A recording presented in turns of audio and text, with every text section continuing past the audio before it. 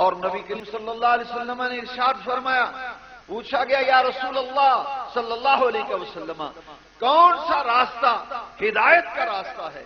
کون سا راستہ نجات کا راستہ ہے، کون سا صراط مستقیم ہے؟ تو نبی کریم صلی اللہ علیہ وسلم نے فرمایا ما انا علیہ واصحابی، جس طریقے اور راستے پر میں ہوں اور میرے صحابہ کرام ہیں وہ ہدایت کا، وہ نجات کا راستہ ہے جس راستے پر میں ہوں اور میرے صحابہ کرام ہیں۔ علیکم بسنتی و سنت الخلفاء الراشدین المہدیین، میری سنت تم پر لازم ہے اور میرے خلفاء راشدین کی سنت لازم ہے۔ اور میرے آقا سرور کائنات صلی اللہ علیہ وسلم نے ارشاد فرمایا، حضور ارشاد فرماتے ہیں خیر القرون قرنی ثم الذین یلونہم ثم الذین یلونہم، فرمایا سب سے بہتر میرا زمانہ ہے، اس کے بعد وہ جو اس کے ساتھ ملا ہوا ہے، اس کے بعد جو اس کے ساتھ ملا ہوا ہے۔ گویا کہ اسلام کا پیغام اور دین کی دعوت کا کام یہ تاجدار ختم نبوت حضور پرنور صلی اللہ علیہ وسلم کی ذات اقدس کے بعد یہ تمام کام صحابہ کرام نے کیا، تابعین نے کیا، تبع تابعین نے کیا، اور پھر امت میں مختلف مدارج رہے۔ کچھ کام جو ہے وہ علماء کے ذمہ تھا، کچھ کام عرفاء کے ذمہ تھا، کچھ ایسے دین کے خدام تھے، مبلغ تھے، جنہوں نے مسند تدریس پر بیٹھ کر اللہ تعالیٰ کا دین قال اللہ قال رسول کے ذریعے پھیلایا، کچھ ایسے لوگ تھے جنہوں نے تزکیہ نفس اور اصلاح باطن کے ذریعے دین کو پھیلایا، کچھ ظاہر کے طبیب تھے، کچھ باطن کے طبیب تھے، اور انہوں نے اسلام کا کام، دین کا کام، قرآن کی خدمت، حدیث کی خدمت اپنے اپنے دور کے اندر تمام علماء اپنی اپنی صلاحیتوں کے مطابق سر انجام دیتے رہے۔ ہر دور میں یہ کام ہوتا رہا، اور ان میں وہ لوگ دو قسموں پر تھے۔ کچھ ایسے لوگ تھے جنہوں نے رخصتوں کا راستہ اپنایا، کچھ ایسے لوگ تھے جو عزیمت کے راستے پہ چلے۔ دونوں راستوں کی اسلام میں گنجائش ہے۔ رخصت سے فائدہ اٹھانا یہ بھی اسلام میں موجود ہے اور درس دیتا ہے اسلام، اور ایک یہ ہے کہ رخصتوں کی بات نہ کرو، عزیمتوں کی راہ کے مسافر بن جاؤ، اور دین کے راستے میں بڑی سے بڑی مشکلات آئیں ان سے ٹکرا جاؤ اور دین کی حفاظت کر جاؤ اور دین کو بچا لو، دین کا تحفظ کر لو۔ انہی شخصیات میں سے جب ہم دیکھتے ہیں تو ماضی قریب کے اندر ہمیں سرکار اعلی حضرت عظیم البرکت مجدد دین و ملت امام الشاہ احمد رضا خان محدث بریلوی قدس سرہ الکبھی کی ذات گرامی نظر آتی ہے۔ میں کہا کرتا ہوں کہ ہمارے سرکار اعلی حضرت وہ بر صغیر کی ایک عظیم علمی روحانی قدآور شخصیت ہیں جنہوں نے رخصتوں کی بات نہیں کی، بلکہ میرے امام احمد رضا عظیمتوں کی راہ کے عظیم مسافر،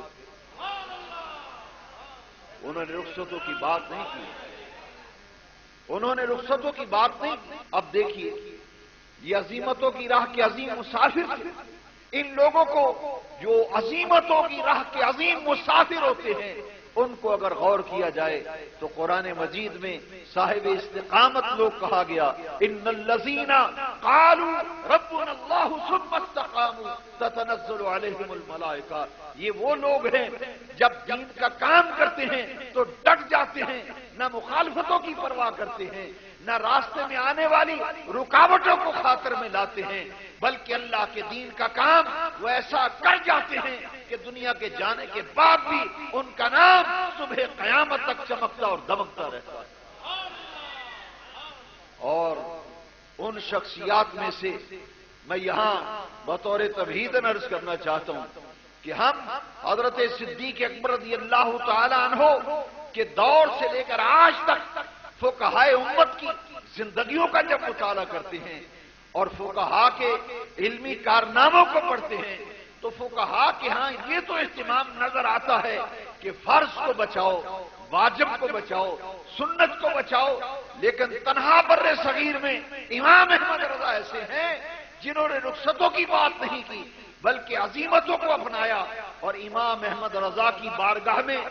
آپ اگر غور کریں تو پتہ یہ چلے گا کہ امام احمد رضا نے وہ علمی کارنامے سر انجام دیے اور آپ نے فقہ کی وہ خدمت کی کہ آپ نے صرف فرض کو بچانے کے لیے کام نہیں کیا, آپ نے واجب کو بچانے کے لیے کام نہیں کیا, صرف سنتوں کو بچانے کا کام نہیں کیا, بلکہ تاریخ فقہا میں امام احمد رضا وہ ایک روشن نام ہے جس کی بارگاہ میں مستحب کا اہتمام اس قدر نظر آتا ہے جو دنیا کے کسی فقیہ کی بارگاہ میں نظر نہیں آئے گا.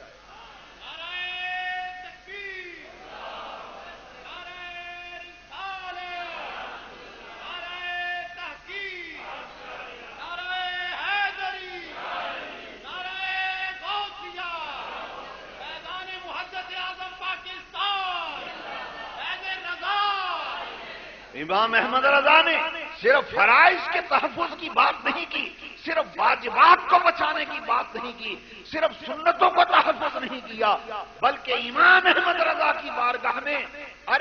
مستحبات کی بھی جو اہتمام کیا گیا تحفظ کا وہ دنیا کے کسی فقیہ کے ہاں نظر نہیں آئے گا.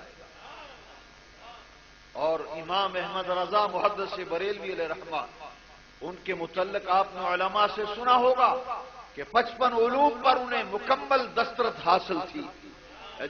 اور وہ علوم جن کو پڑھنا, علوم کا نام پڑھنا بڑے بڑے مولویوں کے لیے مشکل ہے, امام احمد رضا نے وہ تمام فنون اللہ رب العزت نے امام احمد رضا کو عطا فرمایا. کبھی کبھی میں سوچتا ہوں کہ تنہا ایک وجود میں, امام احمد رضا کے وجود میں یہ 55 اور 56 علوم اللہ رب العزت نے جمع فرما دیے, اور بعض علوم تو ایسے ہیں کہ ان میں امام احمد رضا اس فن کے استاد نظر آتے ہیں. امام احمد رضا کی شخصیت کا جب جائزہ لیا تو پتہ یہ چلا کہ جس سرحد پر بیٹھ کر اسلام کے قلعے پر حملہ آور لوگ ہوتے تھے وہ علم اللہ تعالیٰ نے امام احمد رضا کو عطا فرمایا, اور اس علم سے منور ہو کر امام احمد رضا نے شان رسالت کا تحفظ و دفاع کیا. میں مختصر بات کروں گا کیونکہ میں نے صاحب عرس کے بارے میں بات کرنی ہے. آپ یہ غور کیجئے کہ جب فلسفے کی سرحد پر بیٹھ کر علم فلسفہ کا سہارا لے کر بارگاہ رسالت پر تیر اندازی کی جا رہی تھی, منطق کی سرحد پر بیٹھ کر